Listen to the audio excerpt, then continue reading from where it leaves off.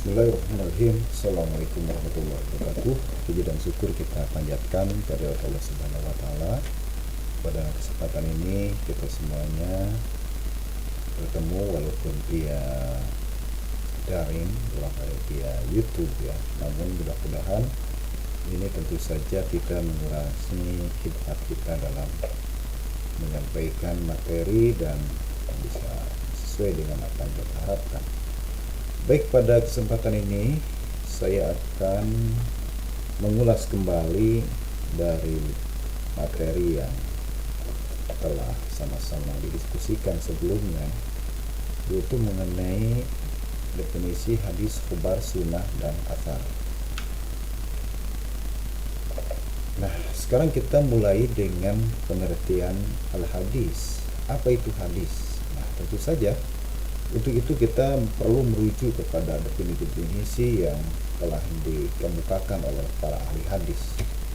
Di antaranya adalah sebagaimana yang disampaikan oleh Muhammad Aziz Al-Khatib di dalam kitabnya itu As-Sunnah Qabla Tadwin halaman 19.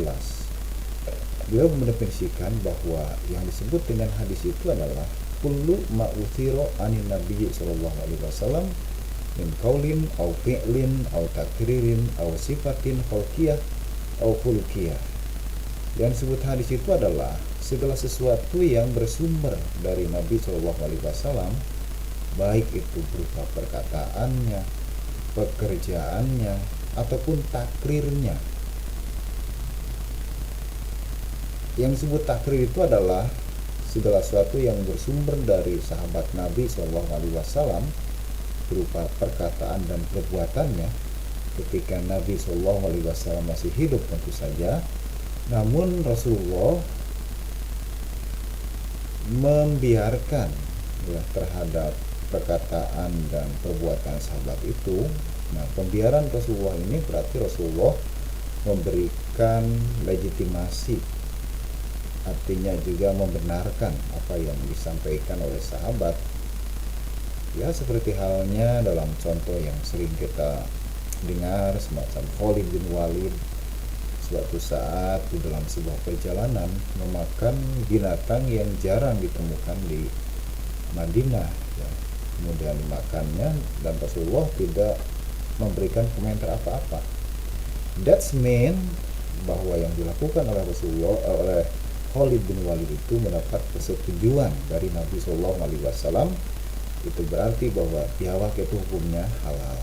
Atau ada sebuah dialog ya antara dua orang ketika mereka berbicara masalah eksistensi Allah Subhanahu wa taala, kemudian seseorang di antara mereka bertanya, "Aina Allah?" Di manakah Allah? Kemudian orang itu menjawab sambil mengacungkan tangannya ke langit, "Fis sama," di langit. Nah, itu berarti benar bahwa Allah Subhanahu wa taala ada di langit. Sekalipun di dalam ini tentu saja mesti kita pahami bahwa memang kekuasaan pengawasan Allah itu ada di mana-mana. Wa yakunu wa huwa kuntum wa huwa ma'akum aina ma kuntum. Dia itu ada dimanapun kita berada.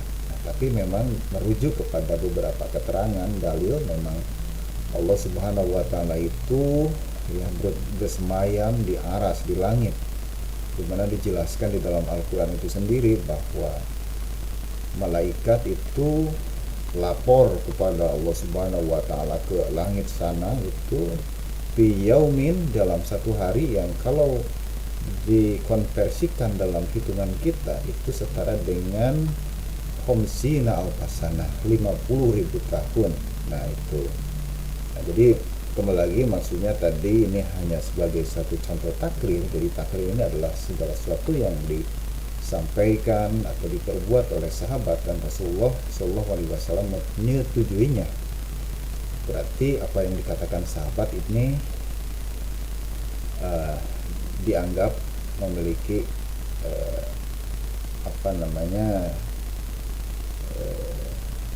status hukum ya.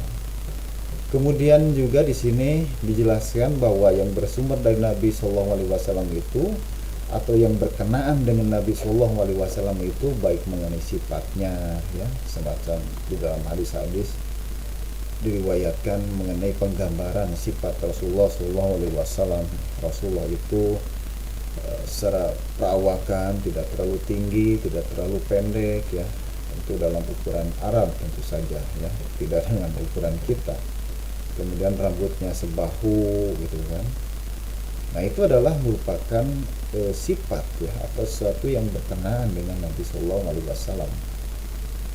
Sifat kholqiyah, ya, fisiknya, atau hulukiyah, atau juga penjelasan, ya, cerita ataupun riwayat mengenai akhlak karakter Nabi Shallallahu Alaihi Wasallam. Rasulullah itu orangnya tampak pendiam, gitu kan. Karena memang Rasulullah itu hanya mengatakan apa yang bermanfaat saja, yang berguna, gitu kan. Nah, ini adalah definisi hadis. Jadi dalam definisi ini dapat kita pahami juga, pokoknya inti dari hadis itu adalah segala sesuatu yang bertautan, yang berkenaan dengan Nabi Shallallahu Alaihi Wasallam. Sehingga para ahli hadis menyebutkan bahwa yang disebut hadis ini bisa mencakup pada waktu Rasulullah Shallallahu Alaihi Wasallam sebelum jadi Rasul ataupun ketika Rasulullah Shallallahu Alaihi Wasallam setelah jadi Rasul. Nah, itu hadis, ya. Oke, selanjutnya apa itu sunnah? Nah, ini kedua, ini pengertian sunnah. Nah, ini saya kutip masih dari sumber yang sama, Muhammad Azaz Al-Khatib, bahwa yang disebut dengan sunnah itu adalah kullu ma sadara anin Nabi sallallahu alaihi wasallam ghairul Qur'anil Karim min qaulin aw fi'lin aw takririn mimma yasluhu an yakuna dalilan li hukmin syar'iyyin. Yang disebut dengan sunnah adalah segala sesuatu yang bersumber dari Nabi sallallahu alaihi wasallam ghairul Qur'anil Karim, selain Al-Qur'an, baik itu berupa perkataannya, perbuatannya, takrirnya. Nah, cuman ada catatannya. Yang disebut sunnah itu adalah tidak semua yang bertautan berkenaan dengan Nabi saja, tapi yang paling pokoknya itu adalah yang berkenaan dengan Nabi, mimma yasluhu ayyakuna dalilan hukmin syar'iyyan. Tapi yang berkaitan dengan Nabi itu yang memiliki bobot atau yang memiliki nilai syar'i, ya, yang memiliki status sebagai hukum atau dalil syar'i. Nah, itu, ya, seperti saya contohkan, ya, Nabi Shallallahu Alaihi Wasallam pakaiannya adalah gamis. Nah, apakah pakai gamis itu menjadi sunnah? Nah, di sini tentu saja merujuk kepada definisi ini, memakai gamis itu bukanlah sunnah. Kenapa? Karena gamis ini adalah produk budaya. Jangankan Nabi Shallallahu Alaihi Wasallam, Abu Jahal, Abu Lahab sendiri memakai gamis. Kenapa? Karena gamis itu adalah bagian daripada budaya. Nah, adapun yang menyangkut syariat, ya, kalau kaitannya dengan memakai baju itu adalah menutup auratnya. Itu yang jadi syariat, itu menutup auratnya. Adapun bentuknya seperti apa, nah, ini tergantung dari budaya masing-masing. Kalau di Arab, ya, seperti itu, pakai gamis. Kalau di kita, ya, seperti ini, kemeja, kaos, dan sebagainya. Intinya menutup aurat. Dan untuk perempuan lebih detail lagi tentu saja, bukan hanya menutup aurat, tapi juga jangan transparan, jadi harus tebal kainnya itu. Atau yang kedua, jangan ketat. Nah, itu. Nah, kembali lagi, jadi yang disebut dengan sunnah itu adalah segala yang bersumber dari Nabi ataupun takrir, cuman di sana memiliki status hukum, ya, bermuatan hukum syariat. Nah, itu yang disebut dengan sunnah. Selanjutnya yang disebut ini ada satu lagi kata sunnah, ya, tapi ini menurut fuqaha, yaitu kullu ma sabata anin Nabi sallallahu alaihi wasallam min ghairi iftirad wala uzub. Nih, Ini wow ya, maaf salah. Segala sesuatu yang ditetapkan Nabi Shallallahu Alaihi Wasallam selain mengenai hukum wajib, ya, nah itu, atau ini sering juga disebut dengan yang sering kita katakan sebagai seperti sholat tahiyatul masjid, itu kan disebut sebagai sholat sunnah. Senin Kemis disebut sebagai saum sunnah. Nah, jadi kata sunnah di karangan para fuqaha itu juga disebut atau digunakan untuk istilah suatu yang bersumber dari Nabi, cuman hukumnya statusnya bukan wajib. Nah, ini bisa kita lihat di As-Sunnah wa makanatuha fi Tashri halaman 66 karangan Mustafa As-Sibai.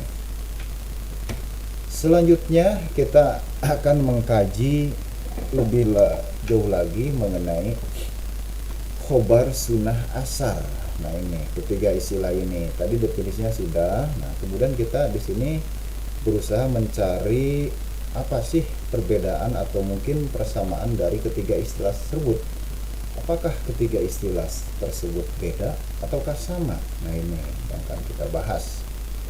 Namun sebelum itu ya, kita akan mencoba melihat kata-kata ini berdasarkan hadis Nabi Shallallahu Alaihi Wasallam.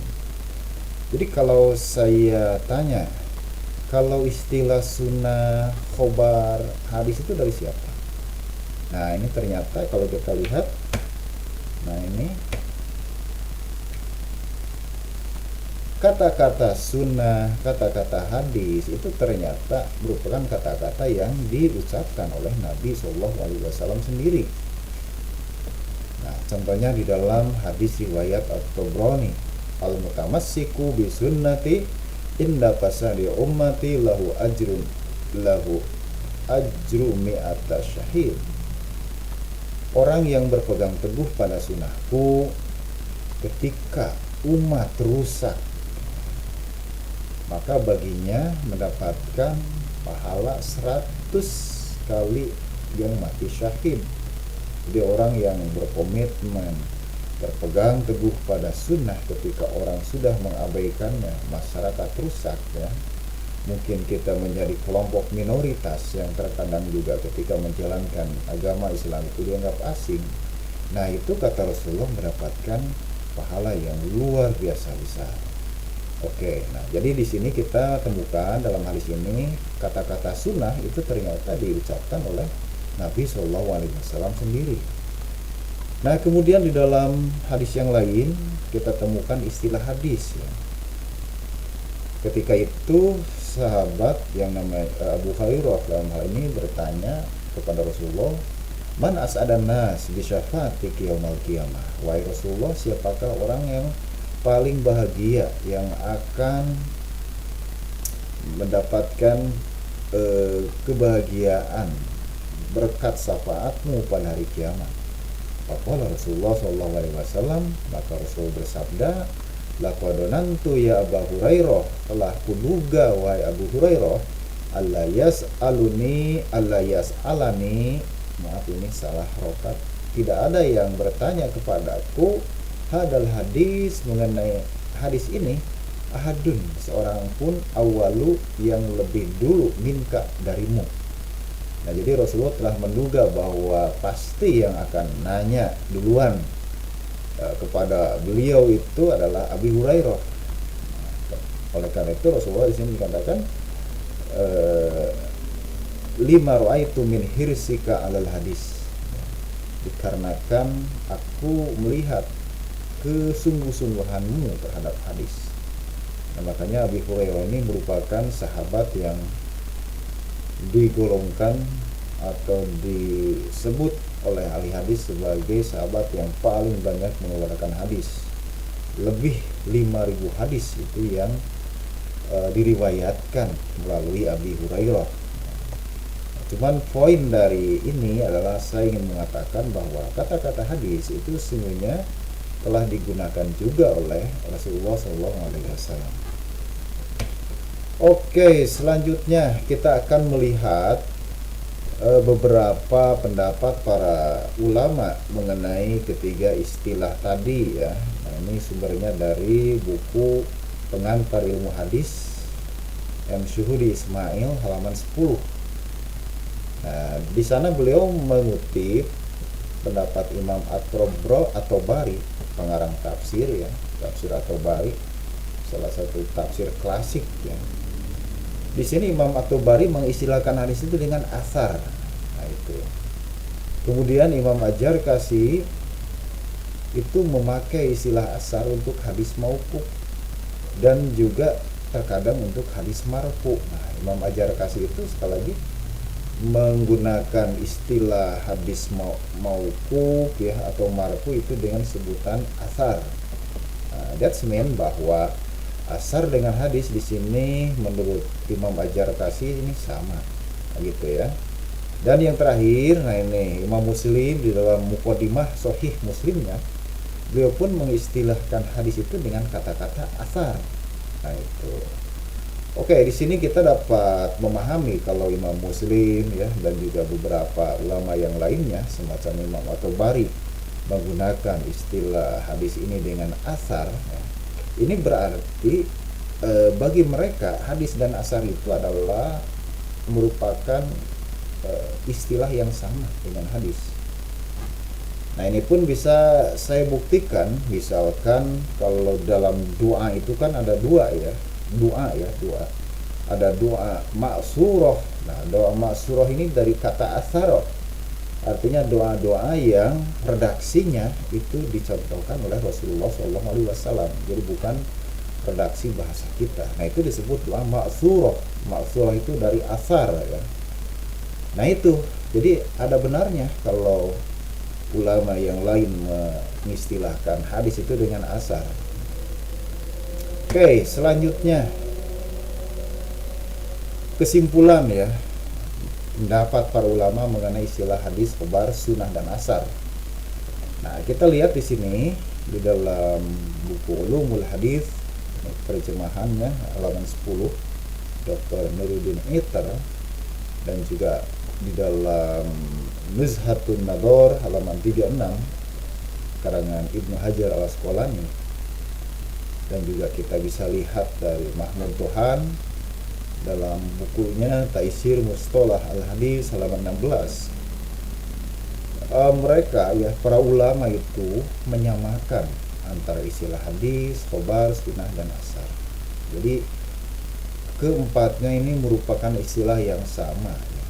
Artinya sama-sama sesuatu yang memang materinya itu mengenai Nabi Shallallahu Alaihi Wasallam. Oke, selanjutnya ada juga yang menganggap berbeda. Nah, ini juga sama dikutip disampaikan oleh Mahmud Tohan. Ada yang berpendapat bahwa sunnah atau hadis itu bersumber dari Nabi. Sementara kalau khobar itu bersumber dari Nabi dan selain Nabi. Karena khobar secara bahasa artinya adalah berita ya. Nah, tapi yang pasti istilah khobar juga tadi belum saya singgung ya sedikit, itu memang para ulama, para muhadis itu umumnya menyebutkan hadis itu dengan istilah khobar juga. Misalkan dalam pembahasan tentang pembagian hadis ya ditinjau dari segi jalan riwayatannya, itu ada istilah dengan mutawatir dan ahad. Nah, kata-katanya itu umumnya bukan hadis mutawatir atau hadis ahad, tapi para muhadis umumnya menulisnya itu dengan istilah khobar mutawatir dan khobar ahad. Itu berarti kan sama juga. Dan selanjutnya asar itu adalah yang bersumber dari sahabat atau tabi'in. Nah, ini ada yang membedakan. Jadi katanya kalau asar itu yang bersumber dari sahabat dan tabi'in. Berarti kalau dari Rasul itu ya hadis aja. Nah, tapi saya pikir di sini kita tidak perlu repot-repot ya. Kalau begitu bagaimana sih sunnah khobar asar itu gimana? Nah, kita pahami aja kedua-duanya. Ada yang memang menyamakan ya. Ada yang memang memahami khobar asar sunnah itu adalah semakna dengan hadis. Itu kita pahami dan kita tahu sumber-sumber itu siapa saja. Tapi ada juga yang memang membedakannya, ya. Dan ini pun tentu saja di sini kita tidak perlu repot untuk memahaminya, ya. Cuman kita kembali aja ke definisi awal, ya. Karena memang hal ini, ya, perbedaan seperti ini, ya, tidak terlalu prinsip, ya. Intinya nanti dalam aplikasinya kita mengamalkan hadis itu, ya, mengamalkan Islam itu, melaksanakan ibadah dan sebagainya, itu harus berdasarkan hadis yang sahih atau hasan. Nah, itu aja yang kita pegangi, ya. Nah, ini saya sampaikan beberapa definisi tadi. Ini versi Arabnya. Al-hadis lugotan, hadis menurut bahasa artinya al-jadid, sesuatu yang baru. Nah, gitu. Jadi hadis itu secara bahasa artinya baru. Sementara menurut istilah adalah ma'udhifa, sesuatu yang disandarkan, dihubungkan kepada Nabi Shallallahu Alaihi Wasallam min qaulin au fi'lin au takririn au sifah. Nah, itu hadis. Nah, tadi kalau secara bahasa hadis diartikan jadid karena memang barangkali ditinjau dari segi kewurudannya, di mana hadis itu datang setelah Al-Quran, ya. Nah, itu makanya hadis itu sesuatu yang baru, artinya sesuatu yang datang setelah Al-Quran, karena Al-Quran itu memang sudah ada, itu tercantum di Lauhul Mahfuznya, ya. Selanjutnya khobar. Nah, secara bahasa khobar itu adalah an-naba. An-naba itu artinya adalah berita, ya. Jamak dari khobar adalah akhbar. Makanya khobar atau dalam bahasa Indonesia diserap menjadi kabar. Nah, itu kan artinya berita. Secara istilah, nah di sini dibedakan, ya. Ada beberapa pendapat para ulama. Secara istilah katanya khobar itu ada yang memahami wa muradifun lil hadis, merupakan muradif atau sinonim untuk hadis. Nah, itu. Yang kedua, mughayyirun lahu, ada yang membedakannya, ya.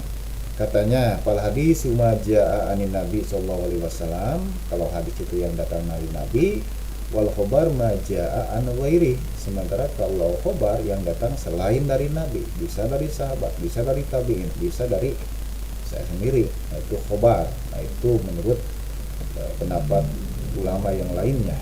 Kemudian ada juga yang mengatakan bahwa khobar itu amu minhu, lebih umum. Maksudnya adalah innal hadis ma jaa anin nabi sallallahu alaihi wasallam, kalau hadis itu yang datang dari nabi, wal khobar ma jaa an ghairi, kalau khobar itu yang datang selain dari nabi. Nah, itu, ya. Dan selanjutnya asar itu secara bahasa baqiyatus syai', sisa, bekas atau jejak, ya. Nah, itu asar. Sementara kalau menurut istilah ada dua pendapat. Pertama, huwa muradifun lil hadis, bahwa asar itu adalah merupakan sinonim untuk hadis. Nah, tadi kan udah ada penjelasannya sebelumnya. Ada juga yang membedakannya, bahwa kesannya kalau asar itu ma'udhifa ila sahabah wa tabi'in min aqwal aw af'al. Yang disebut dengan asar menurut sebagian ulama adalah yang dihubungkan atau bersumber dari sahabat atau tabi'in, baik perkataan atau perbuatannya. Nah, itu beberapa definisi hadis khobar asar. Dan di sini kita melihat ada yang menyamakannya dan juga ada yang membedakannya. Oke, saya pikir itu saja pertemuan kita kali ini, dan kita akan sambung dengan materi yang lainnya. Ya, sekian. Wassalamualaikum warahmatullahi wabarakatuh.